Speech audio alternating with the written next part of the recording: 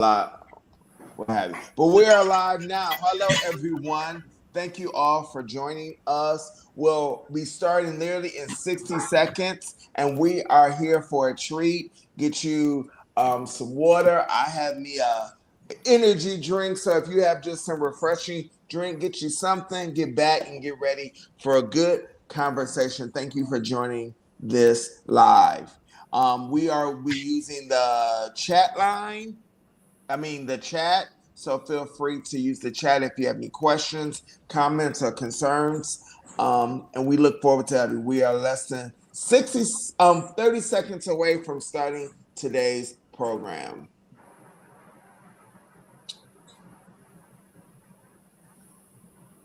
Yes, you can wave to the people. Wave to the people. Yes. It's so weird waving to, who's out there, but they may be waving back. 20 seconds and we'll be starting and what have you. How's everyone doing today? How's the weather treating you? Here in Texas, I'm from Texas. The weather is very bipolar. It's nice, windy in the morning, but by the afternoon it's very dry and humid. I know, dry and humid, those two words don't go, but it's Texas weather. It's really good in here. So how's the weather where y'all from? North Carolina is crazy. It's raining right now, so. It's raining. And we have rain coming in Tennessee. Alyssa, how's the weather in your world? She may have stepped away. Here in Florida, we also deal with unsure weather. It's raining, but it's still sunny out. It's beautiful. I have no complaints because it definitely gets very hot here. Okay. Well, let's jump right into it. Thank you for that great opening question. Our leaders know how to get it started. Well, welcome everyone. My name is David Wyley Long, Special Projects Manager, and I'm happy to be with you today. According to HLTSAD.org, which is HIV Long-Term Survivors Awareness Day.org, HIV Long-Term Survivors Day is a day to honor long-term survivors of HIV and raise awareness about their needs, issues, and journeys. The selection of June 5th for this annual observation coincides with the anniversary of the first official reporting of what became known as the AIDS epidemic on June 5th, 1981, when the CDC, the Center for Disease Control's, first reported on 5 cases of a mysterious disease affecting young gay men. June 5th, 1981 is considered the start of the AIDS epidemic.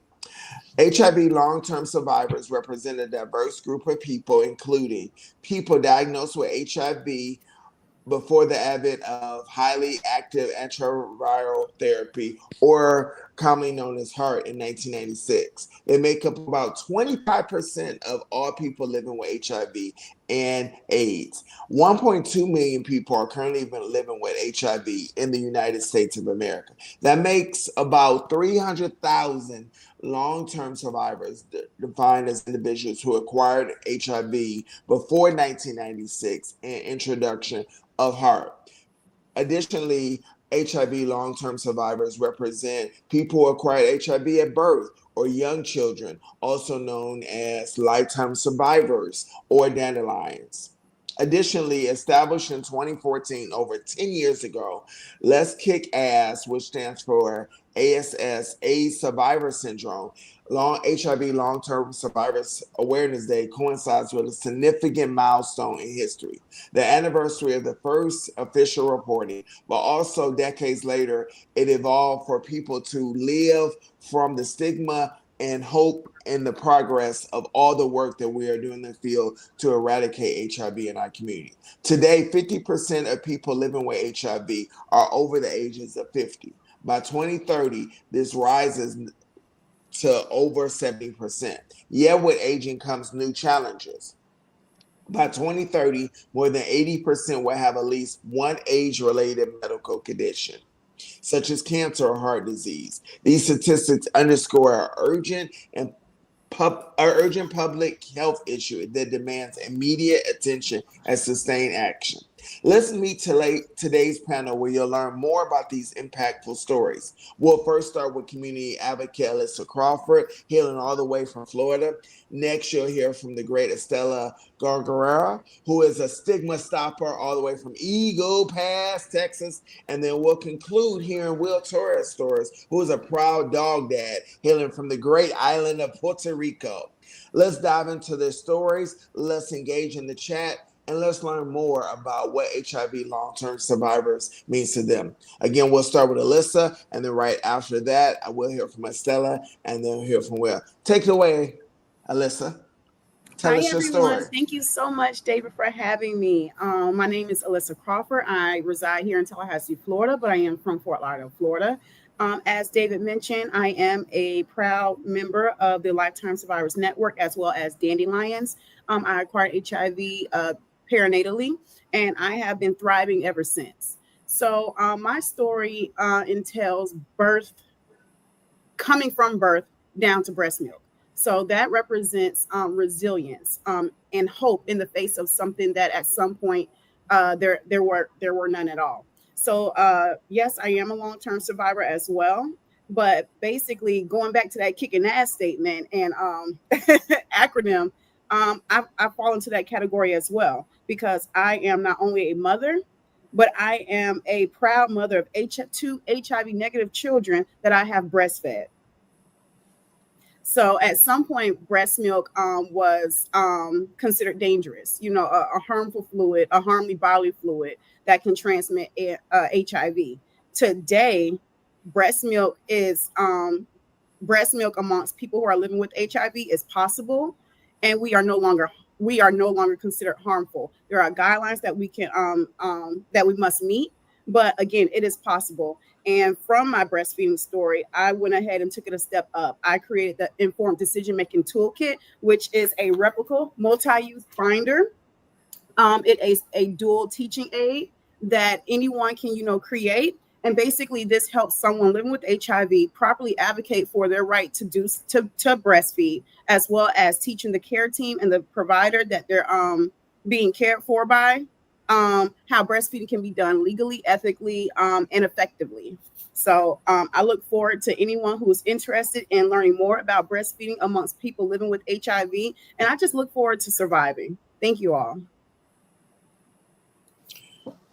We'll move over. Thank you, Alyssa. We'll move over to Estella. I do have some follow-up questions, and feel free to put any questions or comments in the chat.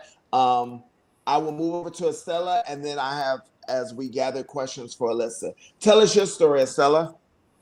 Hi, everyone. My name is Estella Guerrero. I'm a trans Latina growing up here in the small border town of Eagle Pass, Texas, and Piedras Negras, Coahuila.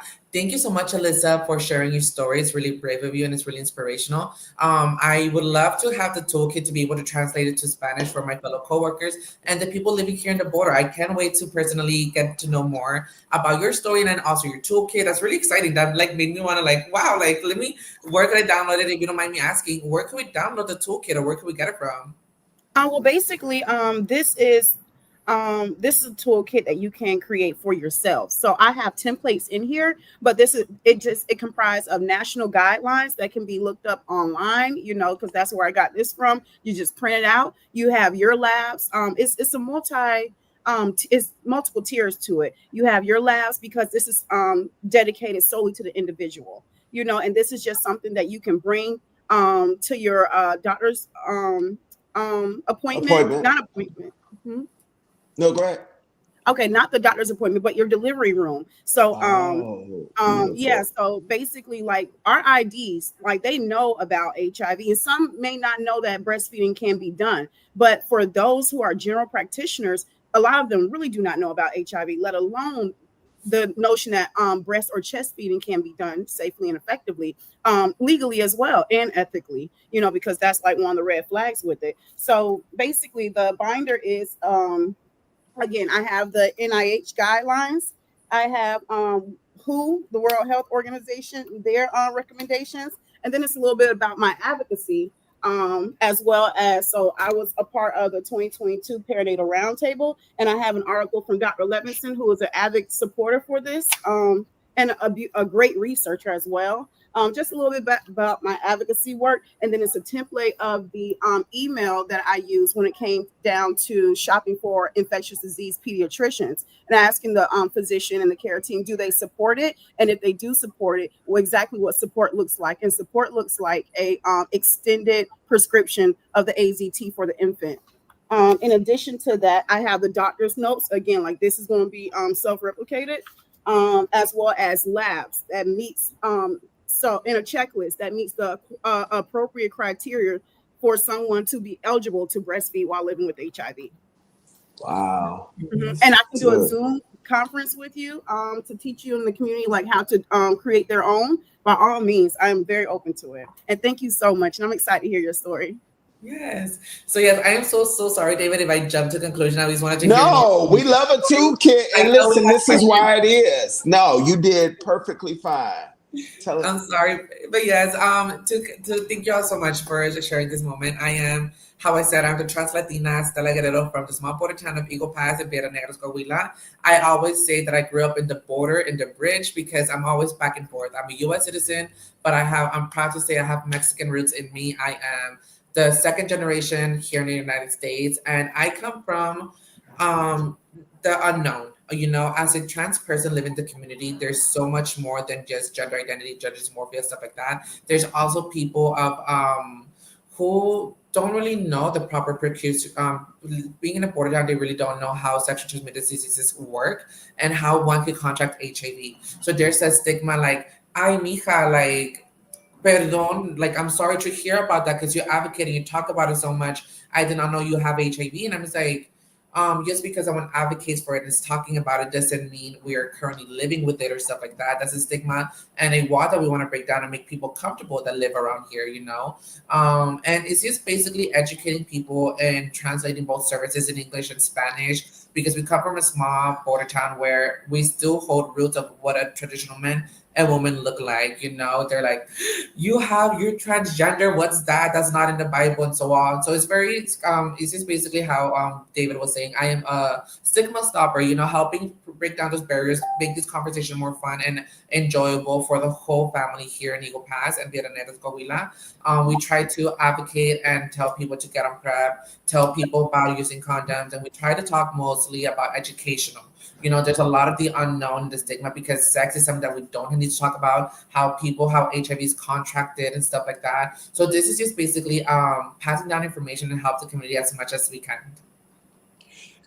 Thank you, Estella. I have some follow-up questions for you as well. Yes, Stigma Stoppers Unite comments. Thank you for that. I'll get to that after we hear from Will, but thank you for being so forward, so candid, so open to sharing more of you as you help others, because that is not an easy thing. People think, oh, it's just here I am. No, I am showing more. I'm being vulnerable. So I applaud your efforts to being vulnerable for the greater good. That's always amazing. Will, take us to North Carolina and tell us more about your world and what Long-Term Survivors Day means to you. Hello, everybody. Hello. Buenas tardes a todos. So I'm Will. I'm from Puerto Rico, but I was born and raised in Puerto Rico. I'm currently living in North Carolina for over a decade, which is long. But I've learned so much from the South. I'm a proud gay Latino, and I was diagnosed with HIV at the age of 23, and that was in 2003. So if you do the math, yeah. So I don't like to tell my age, but so I've been living with HIV and PrEP for over almost 23 years now. And for me, I never thought that I was gonna be talking to y'all, now in 2025. I know that there's been so much misinformation out there, and right now we're in a cross point that we need to talk and provide information, real information, accurate information of how HIV is transmitted and how we as each individual can put a little bit of effort to create a better environment for all of us, not for people living with HIV, but for the newer generations that are coming up. That's something that I'm a proud uncle. And for me, I look for my nieces and nephews and for all those growing up. I want them to be in a generation that is free from HIV and they can live healthy. We're healthy, but they can not, say, hey, HIV is no longer something that we have to worry about. Right now, HIV is considered a chronic, manageable condition. So we live healthy, long life. And what I tell everybody, we're loving, great people. So I'm so happy to be here and talking to everybody. Thank you, Will.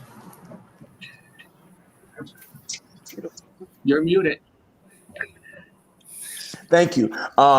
Thank you for your courage and your perseverance through the years. 2 decades of living and really just trying to find a way. There's good days, bad days, middle days, and all the things. So let's jump back to Alyssa. Alyssa, you brought up something that is very proud, that is very important and impactful in regard to breast milk.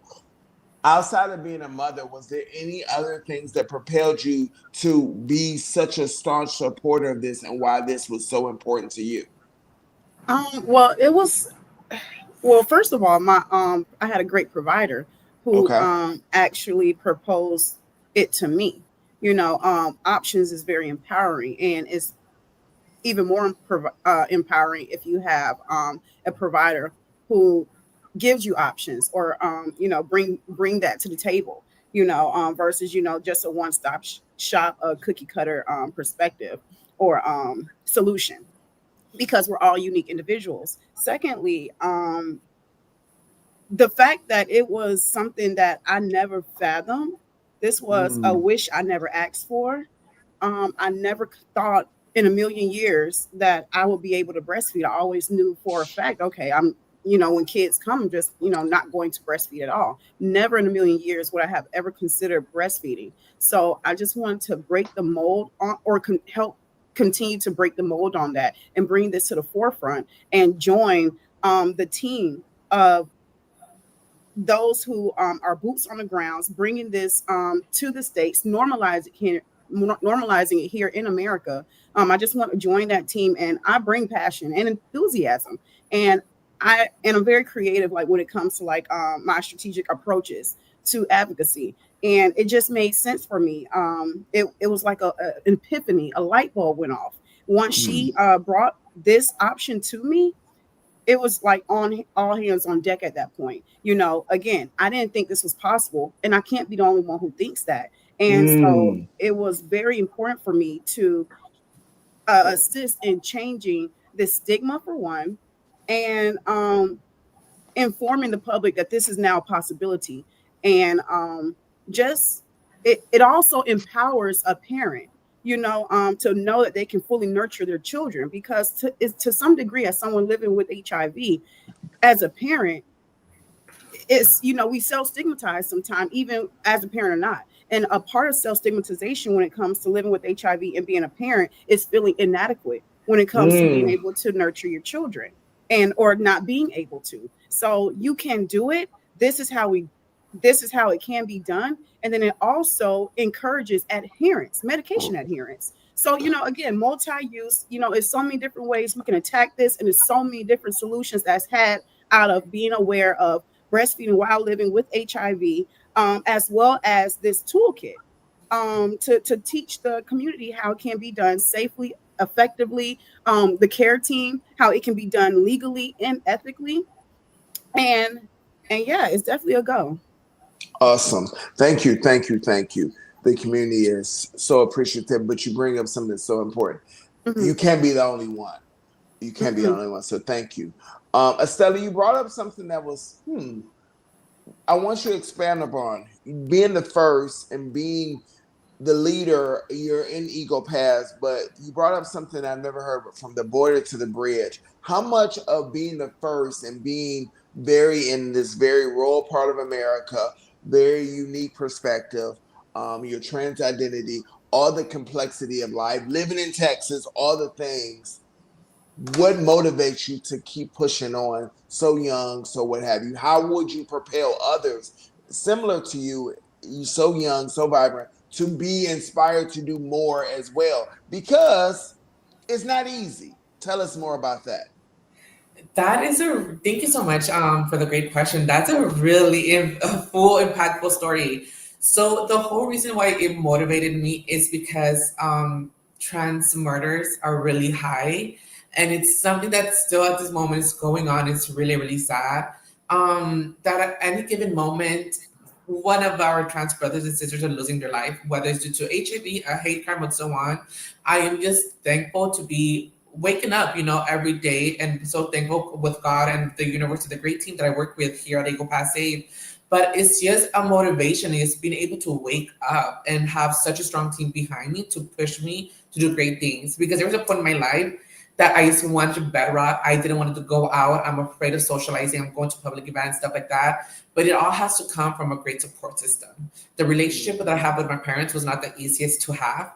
But they came around. Now my dad is my biggest supporter, my biggest ally. My mom is like helping me choose outfits and stuff, and as well as finding the proper team. From 20, I'm 25 years old and having two different jobs, having the two different work environments, working fast food, working with hospitality, working with the environment. You want to work in an environment where it helps you, motivate you, not bring you down and stuff like that. So being able to work with teammates, with Elias Diaz, with Jaraida, with Karen, Vanessa, Abris, and Mancha, all of my beautiful teammates back in Eagle Pass, thanks to them, I'm able to motivate myself to push forward because I have such a great support system. And being a child in a border town is living in the United States, going to school, but having to be a border child, because my whole family, I'm the second generation here. My parents were first. For my sisters, I have two older sisters. I'm the first one here in the United States. So it's just breaking that cycle and having the two different stigmas against what transgender is and the stigma that comes with being transgender. One is the hate crime. One is the most trans people in the border town relate to selling drugs or being sex work and stuff like that. And that's a stigma that it's not true. Most trans people being in border town in Mexico and in the United States in Eagle Pass, we work in offices, we work in public spaces where we attend and help people, whether that is hosting a community closet, hosting classes and advances and advice and stuff like that. It's just different growing up in two different generations and hearing two different feedbacks is totally different. It's something that I did not expect to endure. And it was scarier, it was really, really scary. But how I said, the support system, finding the right group of friends, finding life is not perfect. Just be thankful that you're living it day by day. But just thanking my younger self, my younger self went through a lot of hate, went through a lot of backlash because of the stigma there is around growing up Mexican and a queer person and growing up in the United States as a queer person. Because yes, my community may be the trans community, but I also belong to my fellow Latinos and Latinas. I also belong with my brothers of color. That's my community that I'm here to serve. I'm not just doing this for myself, but I'm doing this for the voices that we have lost in the past due to hate crime and people not being properly informed. So that's my motivation to continue doing this work because not a lot of people in my age group, not a lot of people are properly informed, but we just want to help as much as we can. So yes, sorry. No, Girl, you about to make me cry. embrace. I know, embrace all the things. That is what's needed. That is pure.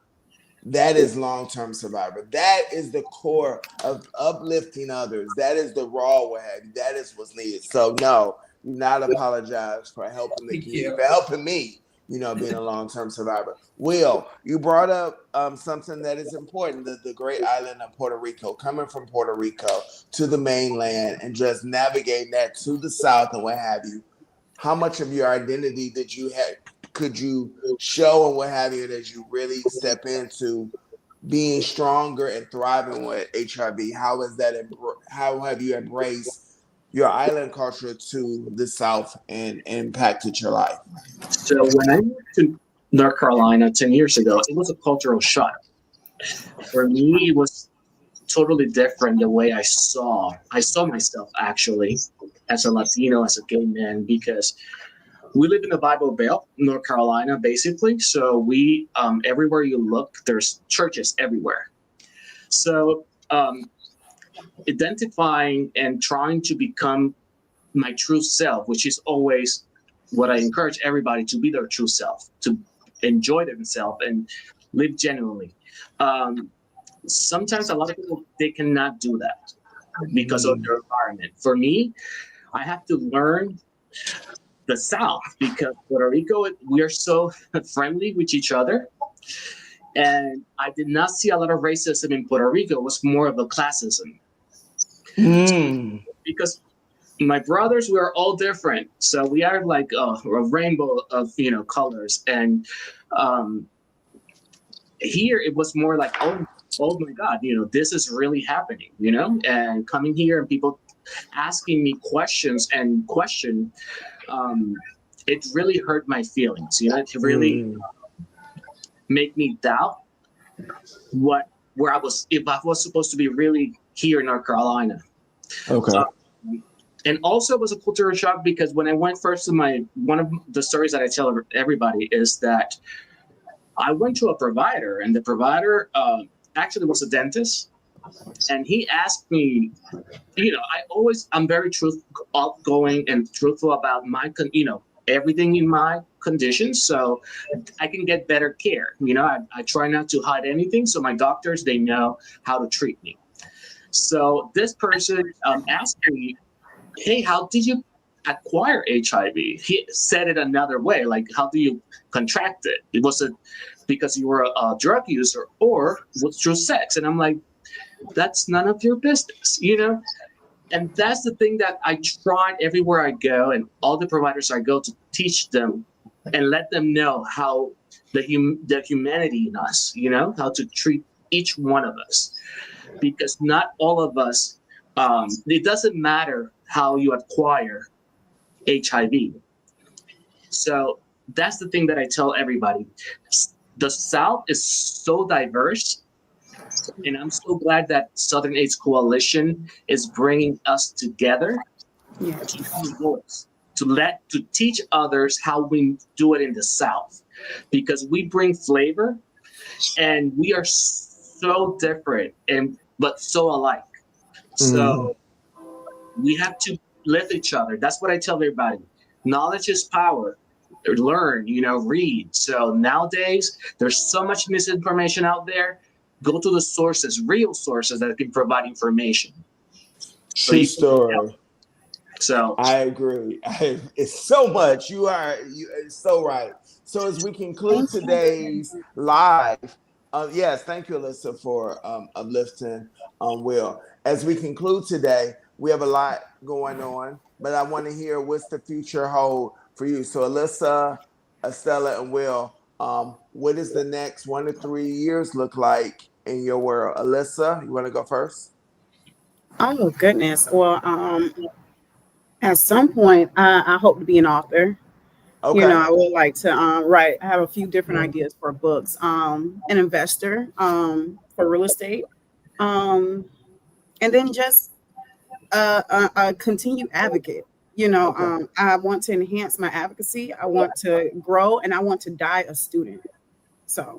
I love it. I love it. I love it. I love it. I love a lifelong learner is a beautiful thing. Estella, what's forecast your world for us? So for me, is to begin with, Happy Pride Month. To our allies, to the people in the LGBTQIA plus community, don't give up. It's going to be a fight. It's going to be a fight. But the first Pride was a riot. Let's be peaceful. Let's be mindful of others. The same way we want people to respect us, let's give them back a little bit of grace. We're in very, very scary times. Just keep sticking through. Your voice, your life, your presence is needed and wanted in this earth. You don't know you never know who you're going to impact in your community, in or outside of your organization. And just stay positive. It's going to be a rough couple of years, but at the end of the day, we have a community that's here to love and support and uplift each other. Don't give up hope. Stay brave. Awesome. Thank you for that. Yes, happy Pride. And sometimes there's so much going on. Sometimes you got to step back and say, it is Pride. We should be celebrating. So thank you for bringing us back there. Will, next 1 to 3 years, what's happening down in North Carolina? So continue being an advocate. I just finished the HIV is Not a Crime Institute, and there's Me so much. too. Yes, so there's so much that needs to be done, and for me also, and I want to tell everybody, please take care of yourself. Self-care is so important nowadays. Yeah. Because if we were not able to take care of ourselves, we're not able to pour to others. So please take care of yourself. Have grace with each other, because man, it's a difficult time. But with lifting each other, we can pass this 3 years and see the light at the end of the tunnel. So happy Pride, and thank you so much for being here. Thank you, Will. And thank Thank you, Alyssa. Thank you, Estella, for your words, your vision, and most importantly, your vulnerability. In the coming weeks at Southern AIDS Coalition, we have some exciting talks coming up, including the launch of a special summer initiative led by our policy department, Will Ramirez, who is the director, and Miguel Garcia, who leads up our efforts at Southern AIDS Coalition, including, in addition to our annual Southern AIDS Coalition Conference, where this year we will have the theme Black to the Future, where we will dive into solutions, opportunities, and strategy. Join us in Atlanta, Georgia, August 15th to the 17th. Continue to visit our website for more information and all things Southern, HIV, and community. Be well. Thank you all. Thank you, David. you.